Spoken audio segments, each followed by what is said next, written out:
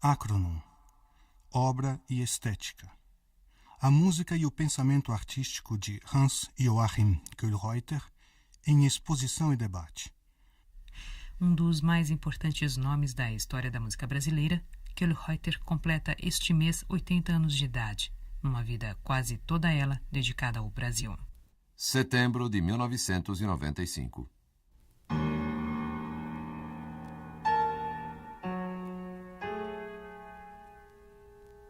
Kohlreuter, 80 anos. O artista e seu tempo. Homenagem da Cultura FM ao professor, maestro e compositor alemão.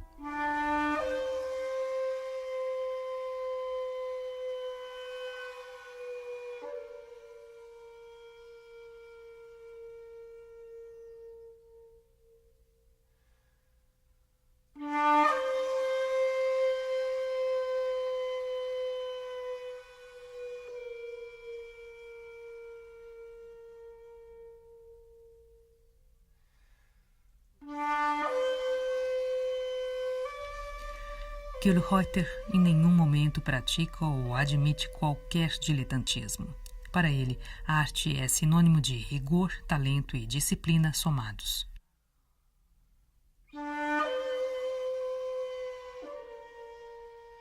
Crítico busca o significado de uma obra de arte verdadeira no grau de informação que essa contém.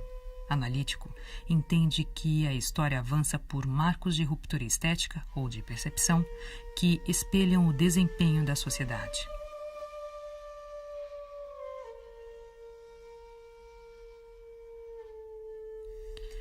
Homem de compromissos, jamais concessões, Kohlreuter radicalizou o ensino, a visão de arte, a compreensão do mundo.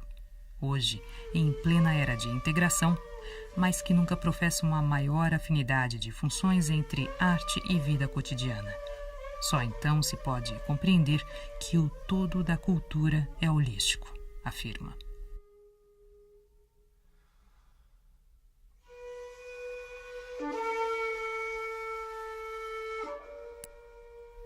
Ocupado principalmente com a pesquisa e a investigação científica e com a difusão de um pensamento novo, Kohlreuter é responsável pela formação de várias gerações de músicos, compositores e intérpretes no Brasil. Cláudio Santoro, Guerra Peixe, Eunice Catunda, Edino Krieger, para citar uns poucos nomes de autores. Isaac Karabchevsky, Diogo Pacheco, Benito Juarez, Olivier Toni, Jamil Maluf, Júlio Medalha, entre os maestros.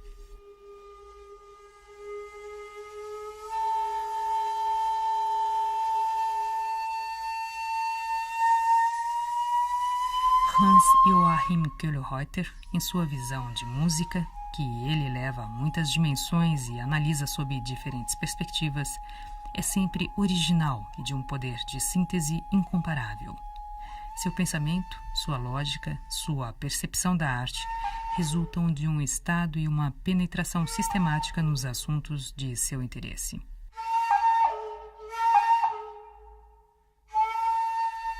Como músico, Kohlreuter interessa-se tanto por aspectos da linguagem de ordem puramente técnica e formal, situa-se seguramente entre nossos mais rigorosos e categorizados professores de contraponto e harmonia funcional, quanto por todos os fatores extramusicais que possam afetar o fazer, a criação artística, seja o contexto geográfico-cultural, a sociologia, a psicologia ou mesmo a tecnologia.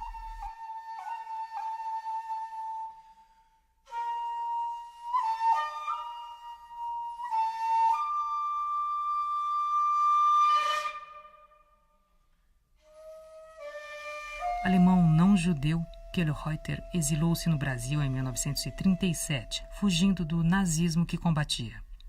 Flautista, regente e compositor, aqui se notabiliza como educador e, sobretudo, mentor de praticamente toda a vanguarda brasileira. Seus cursos, livres, acadêmicos, nacionais e internacionais, ministrados na Bahia, em Teresópolis, no Conservatório de Tatuí, no Rio e em São Paulo, o movimento e o manifesto Música Viva, que deflagrou no ano de 1950, marcaram época em seu tempo e ramificaram ideias por muitos anos mais.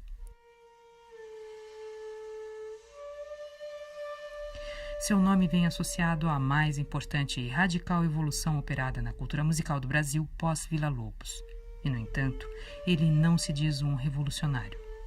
Aos 80 anos, o músico alemão Hans Joachim Köhlreuter, nascido em Freiburg em 1915 e naturalizado brasileiro, tampouco se preocupa com a máxima da posteridade, um dos dogmas do nosso século. Para ele, tudo, incluindo passado e futuro, é presentificação.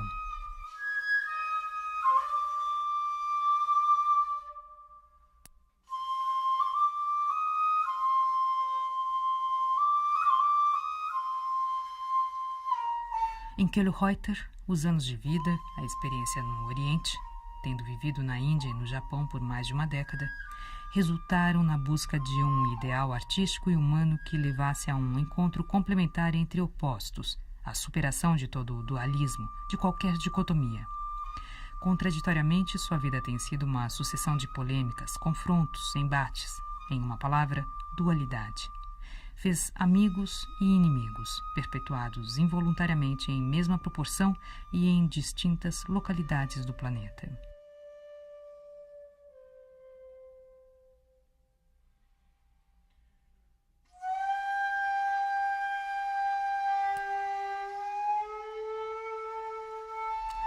Entre as décadas de 60 e 70, quando viveu em Nova Delhi e Tóquio em missão pelo Instituto Goethe, Köhlreuter sofreria tremenda transformação no contato com a cultura oriental, em um caso, mais precisamente revelada, nos princípios da improvisação e, em outro, na síntese ideogrâmica. A partir de então, Köhlreuter passa a relativizar toda a ideologia hegemônica do Ocidente.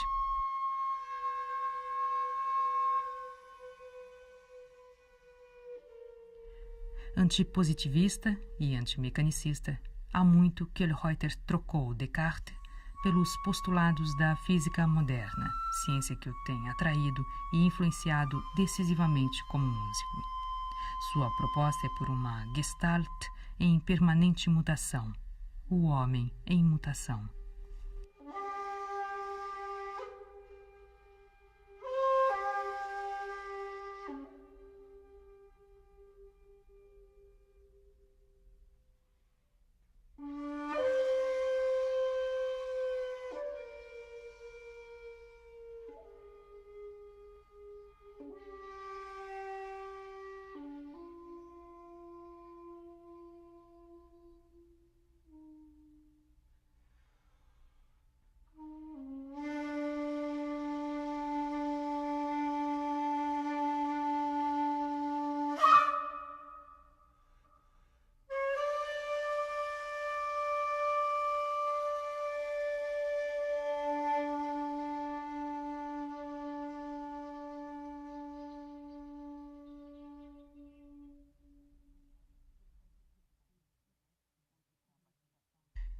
Köhlreuter responde, hoje com a participação de Álvaro Guimarães, Silvio Ferraz, Igor Lintz Maués, Isaac Karabichevski, JJ de Moraes, Paulo Herculano e José Augusto Manes. Acronon, obra e estética. A música e o pensamento artístico de Hans Joachim Köhlreuter em exposição e debate. Meu nome é Álvaro Guimarães, sou compositor e estou desenvolvendo um trabalho na área de sociomusicologia com Hermann Samer, na Universidade de Gand, em torno da música brasileira, da música, na verdade, formação da música brasileira contemporânea. O meu contato com Köhlreuter foi como aluno do Köhlreuter, em primeiro lugar, ter viajado com ele algumas vezes para o Rio, coincidência, né, de encontrar com Köhlreuter no ônibus. Eu tive 1 ano e meio de aula com Köhlreuter. Em 1979, 80, ou seja, com certeza não me lembro, eram aulas particulares. Nós éramos em 3, nós formamos o Alberto Lopes, Mauro Muscato e eu, um grupo de alunos particulares com Köhlreuter. Nós tínhamos aula de análise, nós tínhamos aula de composição, tínhamos aula de uma pequena introdução à música hindu e à música japonesa. durante esse tempo, né, em que a gente teve junto com o Kohreuter, o Mauro Muscato deve continuar até hoje com o Kohreuter, o Alberto não se dedica mais à música, né, mais à área, à parte de artes plásticas. Eu fui o único que fui mais para a parte de músico profissional. Mas durante todo esse tempo que a gente teve aula com o Kohreuter, né, nós discutíamos basicamente as novas possibilidades da linguagem, né? A gente aplicou o método de composição planimétrico, basicamente o Alberto e o Mauro, porque na época eu estava muito ocupado com teatro, né? E era estimulante, não tanto o Kohreuter como professor, mas pela possibilidade de questionamento que ele nos oferecia, né? Ou seja, a gente se questionava e o questionava também, e algumas vezes de forma muito dura, né? E ele sempre saía, né, bem. Não é que ele sempre saía bem, algumas vezes ele se abalava também, entendeu? Mas ele discutia de igual para igual, né? O que é uma coisa muito difícil quando você pega, na época, como eram jovens, né, por volta de 20 anos de idade, né? E o Kohreuter admitia esse tipo de discussão de igual para igual. É uma coisa que eu acho que é mais difícil para o Kohreuter ter uma discussão com um dos velhos compositores do que com um jovem, porque com o velho compositor ele não tem muita paciência, e com o jovem ele tem uma grande paciência, né? A parte da dificuldade que nós tínhamos de brincar sempre com ele, com o alemão dele, com a maneira do Kohreuter falar, que a gente sempre se divertia muito, não. Eu me lembro uma vez que o Alberto chegou para o Kohreuter e falou: tudo bem, Hans. E o Kohreuter ficou completamente desconcertado. Eu não sabia, primeira vez que eu vi ele realmente desconcertado, nunca vi ele desconcertado, né? Assim, na parte que uma das coisas que o Kohreuter passou legal para mim no trabalho, né, didático, foi uma compreensão mais aberta, né, da técnica serial, né, que é uma coisa que sempre me interessa, que eu uso até hoje de uma forma muitas vezes até estrita, mas não como, na verdade, a técnica em si, mas apenas como um auxílio para você pensar música. Você tem que ter uma técnica para que você pense. Isso é o que o Kohreuter passava para a gente. Mesmo quando você trabalha a planimetria, enquanto técnica, é uma técnica para você pensar música, né? Isso era interessante, porque tudo que vinha em relação à técnica com o Kohreuter era uma técnica não tanto para você escrever música, mas uma técnica para você pensar música, né? E nesse sentido todas as técnicas eram válidas. Por outro lado, Kohreuter como músico, né?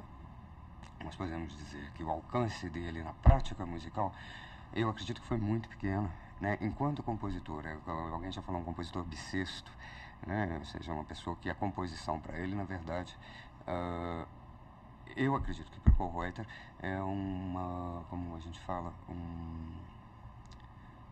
tem uma função secundária. O Kohreuter, o grande valor que eu vejo no Kohreuter enquanto didata, né? Enquanto uma pessoa que pensou a didática musical e aplicou, né, e influiu dessa forma em toda uma geração de músicos brasileiros, né? O Kohreuter, nesse sentido também, eu vejo ele dentro de uma tradição brasileira, da formação da música burguesa brasileira a partir, né, do século XIX, né? A gente tem ciclicamente compositores, né, que vêm de fora para trabalhar com os músicos brasileiros e trazer um aporte à formação do que eu acredito virá a ser a música brasileira, na verdade, né? Com Kohreuter eu vejo muito que nós ainda somos deficientes, né, enquanto uma cultura musical autônoma, né?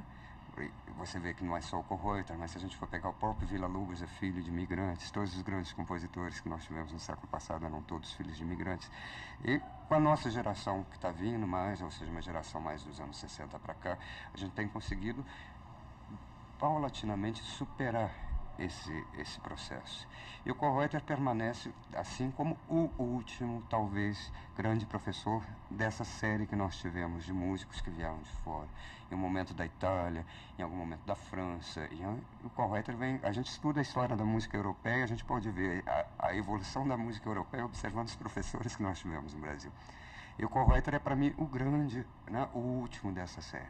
Apesar que a gente tem todos os compositores suíços que vieram depois para a Bahia, né, mas o alcance desses professores foram o alcance foi muito pequeno, né, enquanto o alcance do Kohreuter foi um alcance muito grande, né? O Kohreuter teve uma influência muito grande, direta ou indiretamente, em cima de toda uma geração, de diversas gerações de compositores que vieram de 36 para frente. Né? E para mim esse é o grande Kölreuter, né? Eu vejo como uma pessoa que fecha um ciclo da história da música do Brasil. O Kölreuter, na verdade, é um monumento atualmente, né? Fazer o quê? Kölreuter é um monumento, né? Monumento Kölreuter, né? Mas felizmente, eu acredito que felizmente é o último de uma série, né? E foi o último necessário. Espero que a gente não tenha mais necessidade de ter, a não ser que seja por um acaso ou outro, sei lá, não sei como dizer isso, que aconteça, porque o mundo hoje é uma coisa tão louca, as pessoas viajam tanto, elas vão tão rápido, né, de um lado para outro, e que essa coisa do multicultural, então a gente está aqui hoje com os belgas, amanhã com os alemães, e a gente troca essa experiência, né, e a gente troca essa experiência de igual para igual, esse tipo de coisa. Quando era com o Kölreuter não era bem assim, então o Kölreuter foi o último grande nessa série dos grandes professores, dos grandes músicos, porque professores são músicos também. E o Kölreuter, nesse sentido, a missão que ele teve na música brasileira foi assim incrível, incrível. Tipo, um grande homem. Vou tentar elaborar algumas perguntas. Uma delas me foi sugerida alguns anos atrás por um músico austríaco e depois pelo contato pelo material do Música Viva que eu consegui, que eu acabei juntando, essa coisa toda. E que vem exatamente, né, quando da sua chegada no Brasil em 36, né, ou seja, naquele período agitado, aquele período conturbado da história mundial, e aquela coisa das pessoas colocarem você como o apóstolo do decafonismo no Brasil, no período. E eu me deparei com o nome de um compositor austríaco, Max Brand, e, inclusive, textos do Música Viva são as primeiras referências teóricas ao Música Viva que a gente encontra. Então, para a gente conseguir ainda mais tirar uma névoa desse período e que ele se torne mais claro, eu gostaria de saber qual é a função do Max Brand, nesse ano que ele passou no Brasil, em 1940-41, qual foi a função do Max Brand, né, na introdução do dodecafonismo, da técnica dodecafônica no Brasil. A meu ver, o Max Brand não exercia nenhuma função na introdução do dodecafonismo no Brasil. A meu ver, nunca. Ele vivia fora da sociedade e também fora do meio musical, naquela fase de crítica em que ele emigrou para o Brasil. Até a viagem, quer dizer, até a emigração para os Estados Unidos. Mas, de fato, eu não o conhecia muito bem, conhecia ele muito superficialmente. E o que eu acabo de dizer é justamente uma impressão minha, nada mais. Uma segunda pergunta, né, é relacionada ao trabalho que você teve, né, com músicos populares. Isso me interessa muito saber de que forma, né, e de que maneira você influenciou uma certa geração de músicos brasileiros, de onde sai, por exemplo, o nome conhecido como Tom Jobim. De que forma foi, esse trabalho e de que forma esses músicos populares influenciaram o seu pensamento musical? Ou seja, me parece que seria essa a maior influência da música brasileira, em cima do seu trabalho. Então eu gostaria de saber de que forma esse pessoal fez a tua cabeça. Eu ensinava principalmente o artesanato do arranjo, a harmonização, parcialmente o contraponto e principalmente a orquestração para conjuntos populares. E naturalmente discutia com esse grupo de arranjadores, os futuros arranjadores, eu quer dizer, orientava este grupo também com relação à atualização da música clássica, portanto também da música popular, depois de Debussy, que para mim é o grande revolucionário do início deste século. Tom Jobim estudou comigo piano. Eu não sou pianista, como todo mundo sabe, eu sou de origem flautista. Eu estudei saxofone com luso-americano. E o Tom estudava comigo justamente isso que eu disse, contraponto e harmonia, principalmente naquele tempo. Mas também o instrumento, que dizia piano, ou inícios do estudo de piano. Noções básicas. Todos os alunos populares do Dom me influenciaram.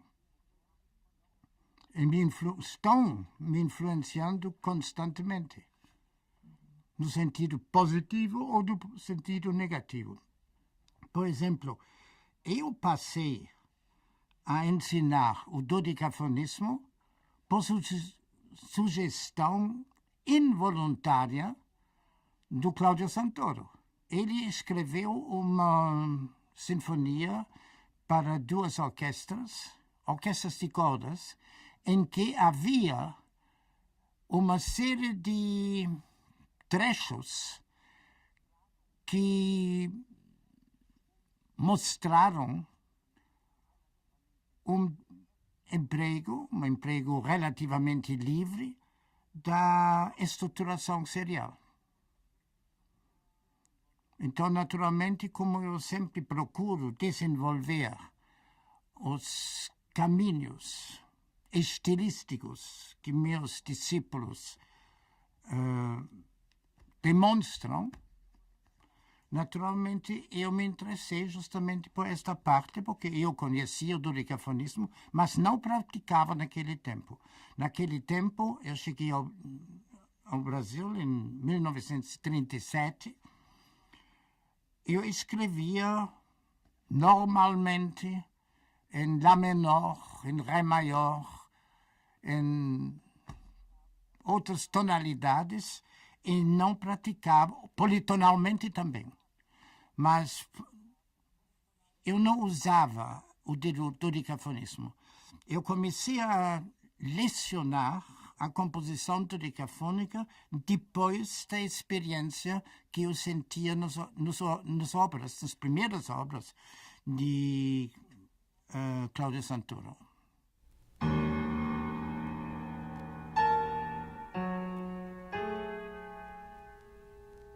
Kjell-Reuter, 80 anos. O artista e seu tempo. Homenagem da Cultura FM ao professor, maestro e compositor alemão.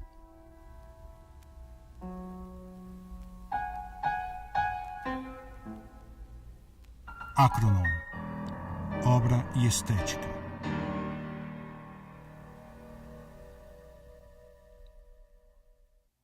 Meu nome é Silvio Ferraz, sou de 1959, sou compositor e estudei composição na USP no final da década de 70.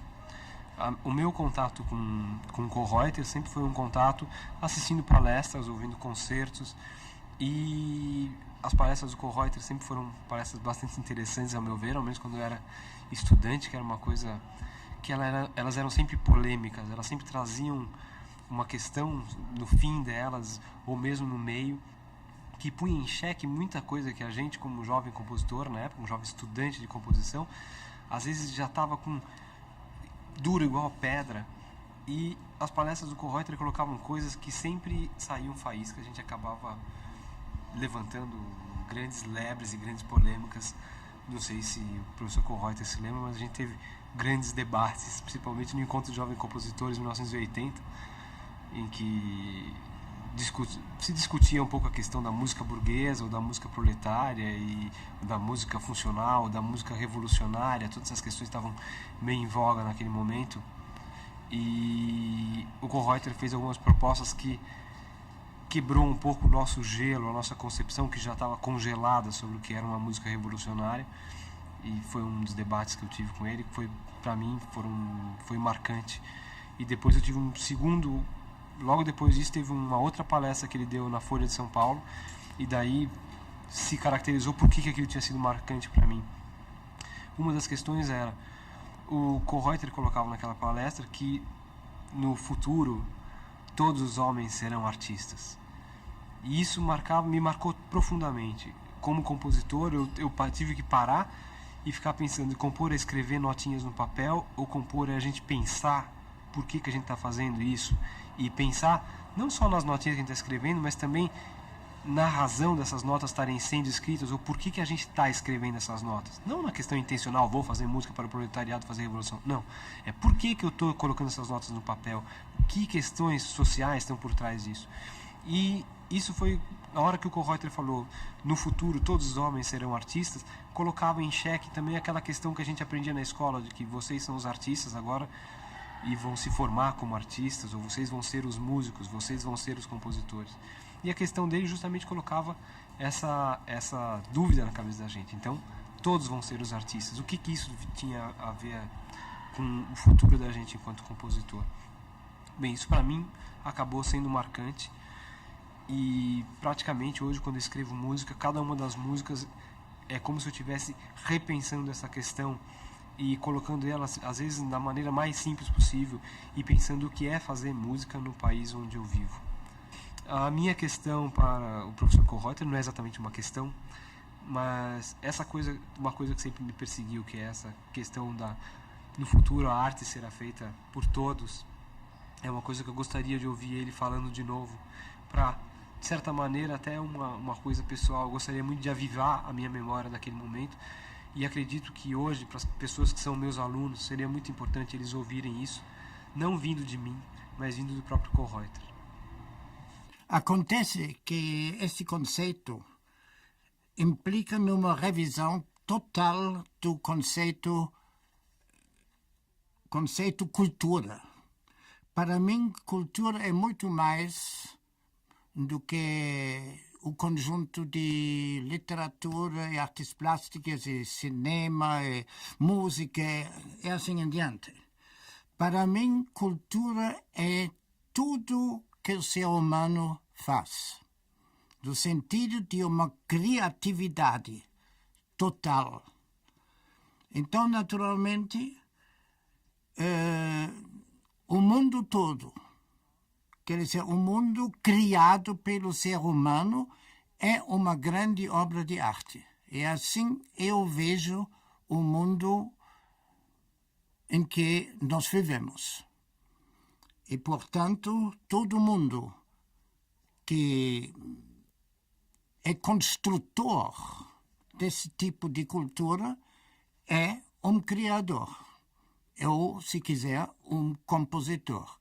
Eu vejo o mundo como um grande lago em que nós jogamos pedras, menores ou maiores, isso não importa. Mas nós todos movimentamos este lago a vida toda. Assim se deve compreender as palavras que eu pronunciei no diálogo com Silvio Ferraz. Acronom. Obra e estética. Sou Kollreuter. Eu sou Igor Linz-Maués, sou compositor, trabalho na Escola Superior de Música em Viena, sou nascido em 1955, sou um dos poucos, talvez, compositores brasileiros que não teve a honra de estudar com o senhor, e eu gostaria de fazer uma pergunta que vou tentar formular de uma maneira mais objetiva possível. É o seguinte: quando eu me recordo em entrevistas do grande Burle Marx, quando se perguntava a ele, por exemplo, o que ele sentia quando ele visitava os famosos jardins que ele realizou, por exemplo, em Brasília, ele disse: eu procuro não visitar.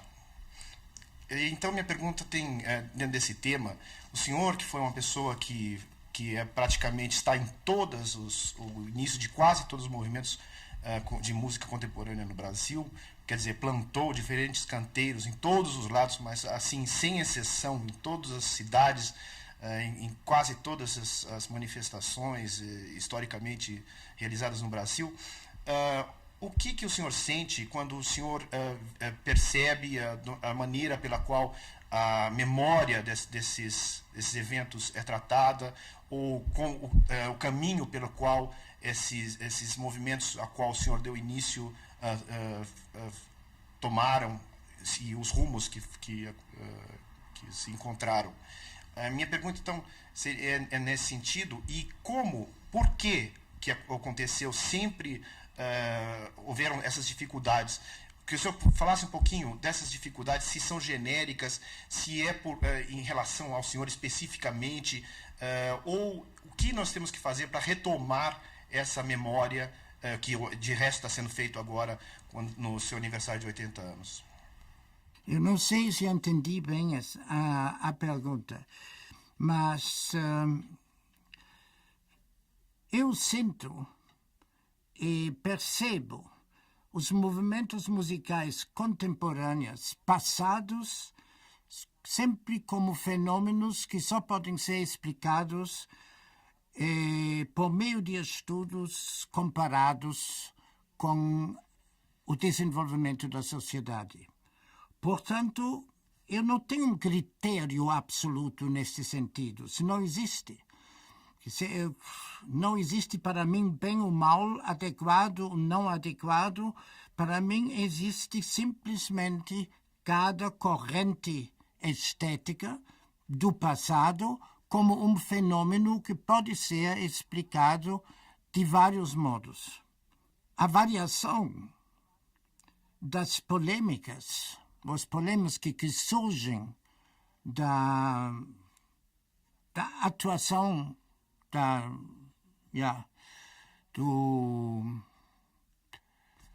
atuação artística, vamos dizer, naturalmente são importantes e para mim pessoalmente as polêmicas são mais importantes do que os resultados dessas polêmicas, que para cada um de nós são diferentes, porque nós todos somos diferentes e nós nos desenvolvemos também de um modo diferente.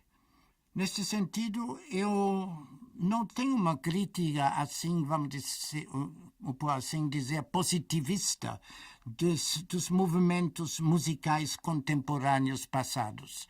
É um problema que tem que ser solucionado com cada um dos colegas.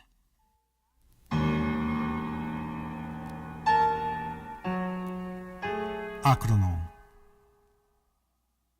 Eu sou Isaac Arabchevsky, sou maestro do Teatro La Fenice, em Veneza, e aqui no Brasil trabalho com a orquestra do Teatro Municipal e eu me lembro uma vez que numa conferência que o Reuter, entre as diversas frases polêmicas dele, citou essa, que considerava os artistas meros incentivadores culturais. Não sei se a palavra foi incentivador ou programador, mas uma coisa bem assim, como se o artista não representasse mais nada em contraposição à estética dos dias de hoje. Então a pergunta que eu faço aqui ao Reuter é: você ainda mantém esse mesmo conceito de que o artista é um simples animador cultural? Eu peço desculpas, mas eu não me lembro desse diálogo e é praticamente impossível que eu tenha dito que o artista é um mero animador cultural. Naturalmente, ele tem que ser também um animador cultural, principalmente quando ele atua como professor, como orientador, vamos dizer. Mas o artista tem que transmitir uma informação ou informações que modificam o pensamento da sociedade ou dos jovens, ou de seus discípulos e assim em diante. Quer dizer, ele tem um programa muito sério para desenvolver, talvez através de um tipo de animação, pode ser, mas um mero animador cultural ele é de nenhuma maneira.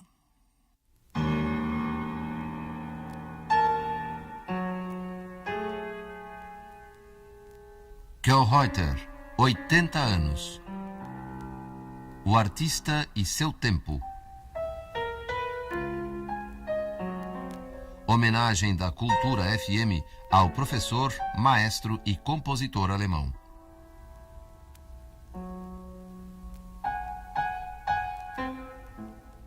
Acronom. Obra e estética. A música e o pensamento artístico de Hans Joachim Kohlreuter em exposição e debate. J.J. de Moraes, crítico de música. Professor Kohlreuter, parodiando Hölderlin, por que músicos em tempo de carência? Não entendi bem a pergunta, só posso perguntar de novo. Por que não músico em tempo de carência? Por que não tempo de... Isso são dois problemas completamente independentes um do outro, a meu ver. Quer dizer, eu, quanto a mim, eu acho que a função social... São muitas funções sociais, naturalmente, mas a mais importante é contribuir, através de sua arte, para a divulgação e difusão e, principalmente, a consciência das grandes ideias que surgiram em nossa época e que marcam este período histórico. Acronom.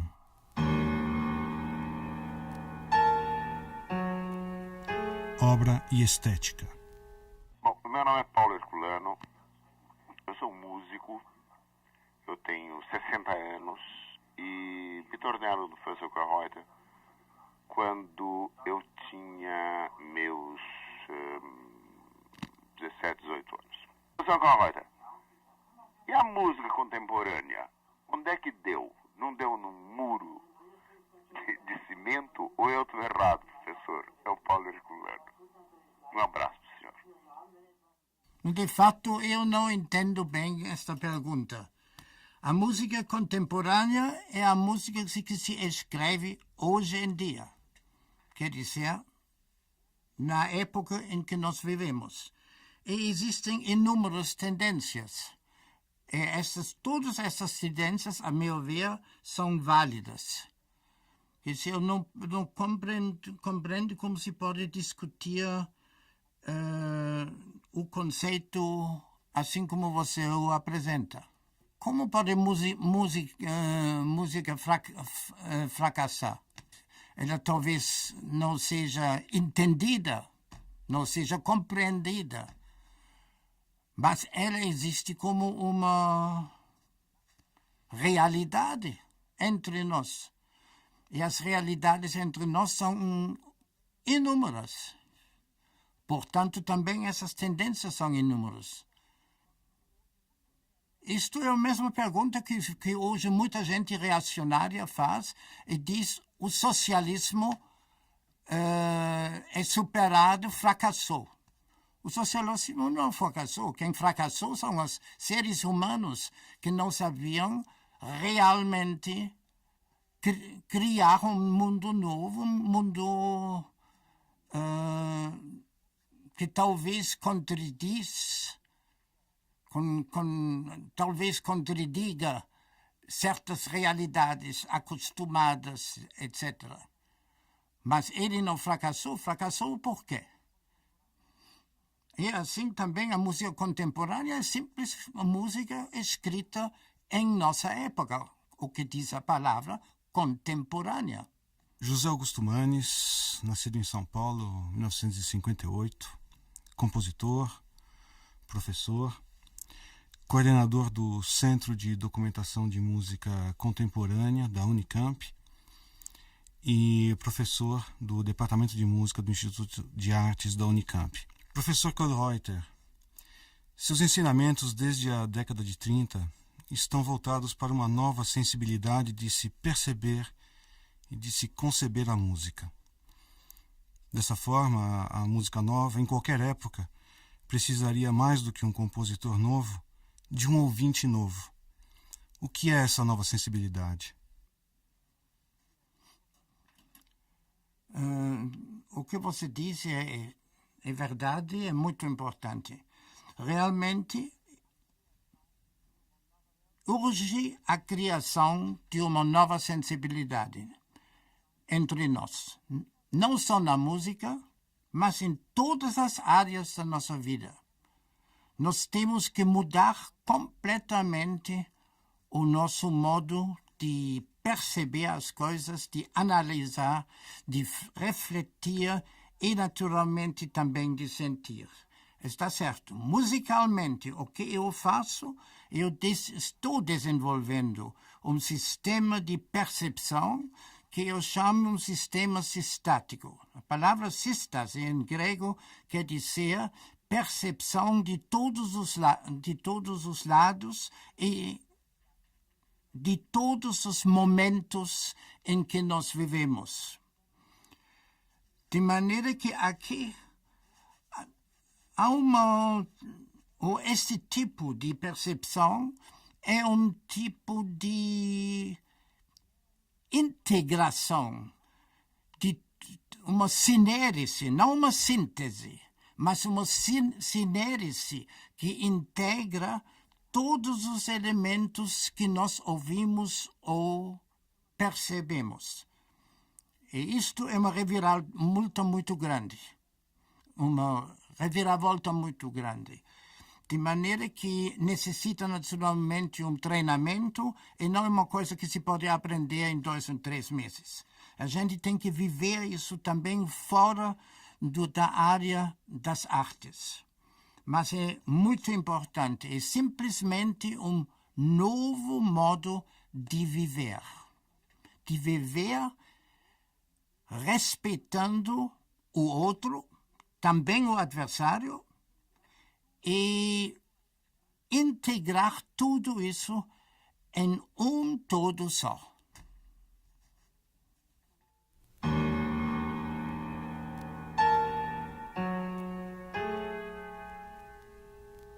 Kjellreuter, 80 anos.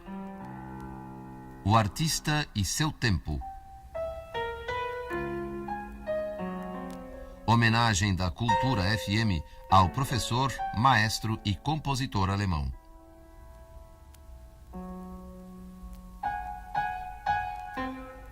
Acronom. Kjellreuter responde, hoje com a participação de Álvaro Guimarães, Silvio Ferraz, Igor Lintz Maués, Isaac Karabchevsky, JJ de Moraes, Paulo Herculano e José Augusto Manes.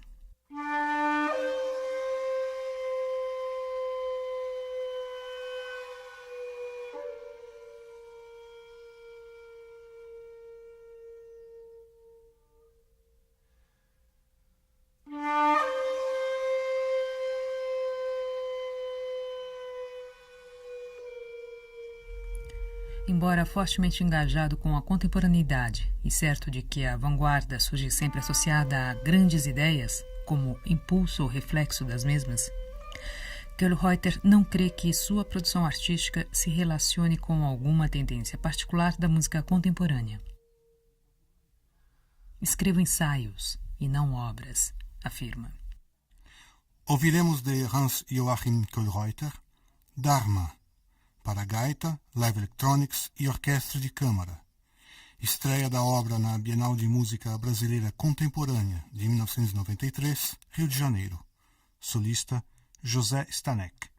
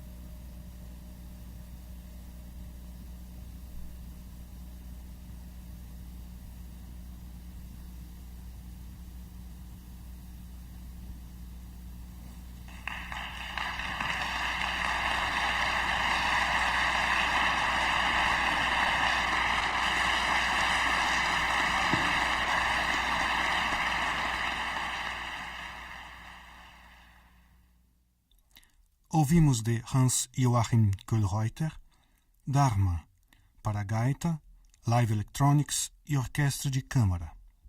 Estreia da obra na Bienal de Música Brasileira Contemporânea de 1993, Rio de Janeiro. Solista José Stanek. Acronym, a obra e a estética de H.J. Kohlreuter. Artista, desde os anos 60, Kohlreuter persegue os princípios do que chama uma estética relativista do impreciso e do paradoxal, uma metafísica pós-einsteiniana, se podemos dizer, em que os universos macro e micro convergem de um misticismo científico para um comportamento artístico.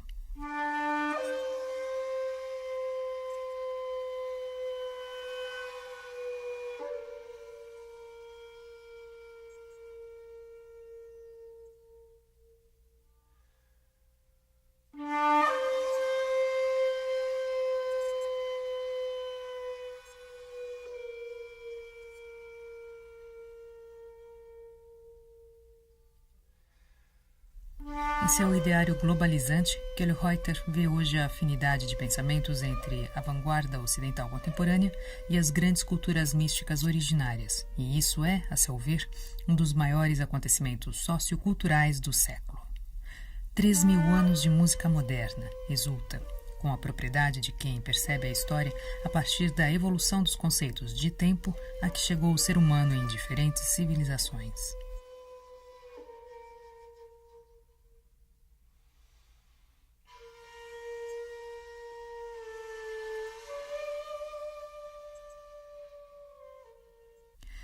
Não se estranha que uma das últimas composições de Hans Joachim Kohlreuter, que o público ouve em novembro na Bienal do Rio, intitula-se Panta Rei, uma citação a Heráclito. Tudo flui.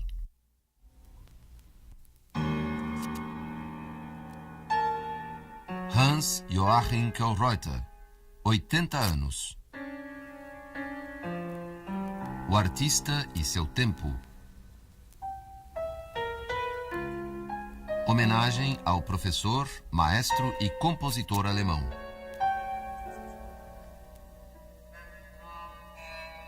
Acronym, a música e o pensamento artístico de Hans Joachim Kohlreuter em exposição e debate.